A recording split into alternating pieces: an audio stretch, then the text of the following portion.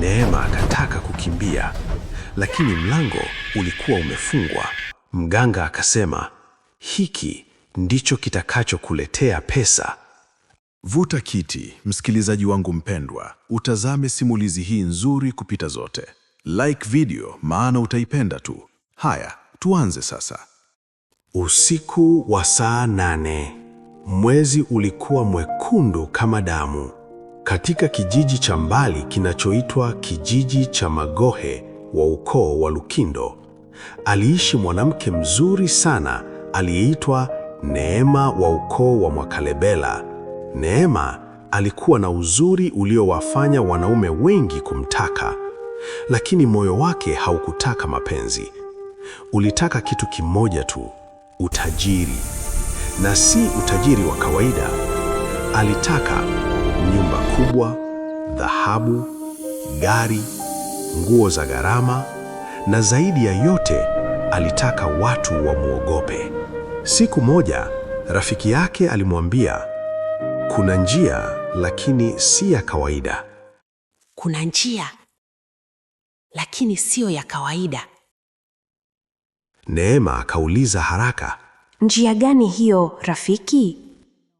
Rafiki akasema kwa sauti ya chini, kuna mganga porini anatoa utajiri wa haraka.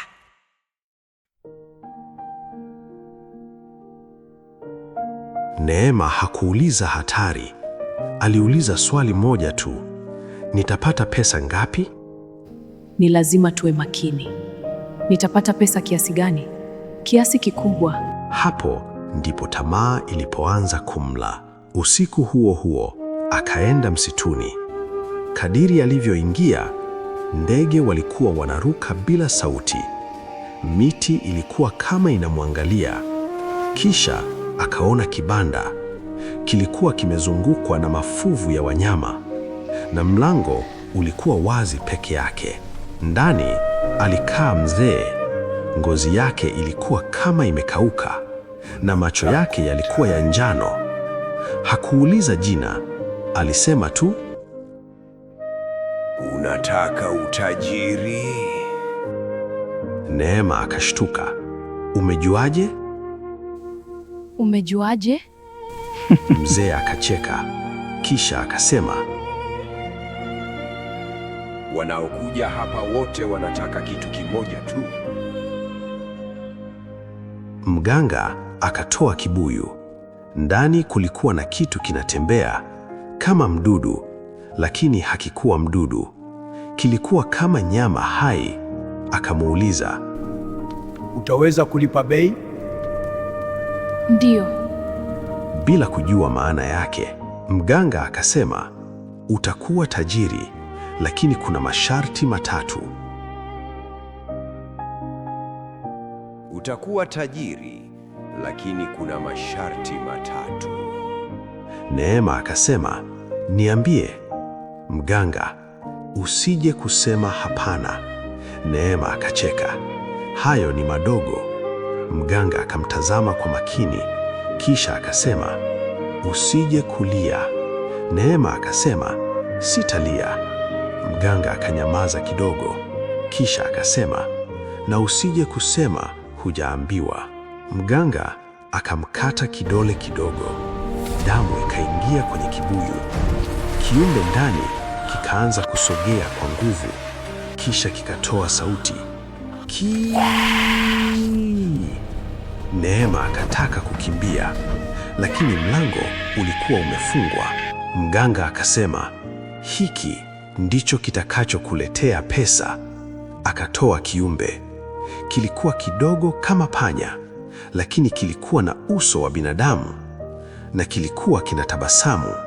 Akamwambia, usiku wa kwanza kitakuletea pesa, usiku wa pili pesa zaidi, usiku wa tatu utajua bei yake. Neema hakujali, alikichukua. Usiku ule alisikia kitu chini ya kitanda, scratch, scratch. Alipoangalia, kiumbe kile kilikuwa kimetapakaa damu, na mbele yake kulikuwa na pesa, noti nyingi. Alifurahi sana, lakini akaona kitu. Na kukumbusha msikilizaji wangu mpendwa, kama hukubonyeza alama ya kulike, fanya hivyo sasa. Ni sekunde moja tu. Je, umebonyeza? Haya, tuambie, leo umeangalia ukiwa wapi? Haya, tuendelee sasa. Pesa zilikuwa na majina, majina ya watu wa kijiji, na baadhi yao walikuwa hai. Usiku uliofuata pesa ziliongezeka, lakini kelele zikaanza. Alisikia mtu akilia nje. Alipoangalia dirishani, alimwona jirani yake ameanguka akiwa amekufa, na kiumbe kilikuwa kinamwangalia Neema kama kinamshukuru. Neema akaanza kuogopa. Akaenda kwa mganga, akasema, nataka kuacha. Mganga akacheka sana, kisha akasema, mapatano hayavunjwi. Usiku huo kiumbe kikaanza kukua. Sasa kilikuwa kikubwa kama mtoto na kilianza kuzungumza wazi. Nina njaa. Neema akauliza, njaa gani? Kiumbe kikasema, uliniahidi. Ndipo Neema akaanza kuelewa. Kila pesa ilikuwa maisha ya mtu, na sasa kiumbe kilitaka kitu kikubwa zaidi. Usiku mmoja aliamka, akaona kiumbe kimesimama pembeni ya kitanda kikisema, safari hii nataka damu ya ukoo wako. Moyo wake ukasimama. Alikataa kwa mara ya kwanza, na hapo ndipo laana ilipoanza. Ngozi yake ikaanza kuwa nyeusi, kucha zikaanza kukua, na kivuli chake kikaanza kusogea peke yake. Sauti zikaanza kumfuata hata mchana. Watoto walikuwa wakimwonyesha vidole, mbwa walikuwa wanabweka akipita, na vioo havikuonyesha uso wake tena. Usiku mmoja aliamka, akaona pesa zote zimegeuka majivu, na kiumbe kikasema, bei imefika. Kiumbe kikafunguka mdomo, na ndani kulikuwa na sauti za watu wote waliokufa. Walikuwa wanaita jina lake, Neema, Neema, Neema. Akaenda kukimbia msituni kwa mganga, lakini kibanda hakikuwepo tena. Kulikuwa na kaburi tu, na juu yake maandishi, aliyeuza roho yake hapa. Aliposikia nyumba yake, kiumbe kilikuwa sasa kikubwa kama mtu mzima. Kikasema, sasa ni zamu yako. Ardhi ikafunguka, mikono ikatoka, watu waliokufa wakamzuta, na pesa zote zikageuka damu. Kabla hajazama kabisa, kiumbe kilisema, tamaa ya haraka ina bei ya milele. Kisha Neema akatoweka ardhini. Miaka mingi baadaye, watu wanasema usiku kuna mwanamke analia msituni akisema, nirudishieni maisha yangu. Na ukisikia sauti hiyo, inasemekana ukijibu tu, tamaa yako ndiyo itakuwa mwanzo wa mwisho wako. Nipo chini ya miguu yako msikilizaji. Onyesha upendo kwa kulike simulizi hii, kisha tuambie leo umeangalia ukiwa wapi. Itasaidia kuwafikia watu wengi zaidi. Mungu akubariki sana tena sana.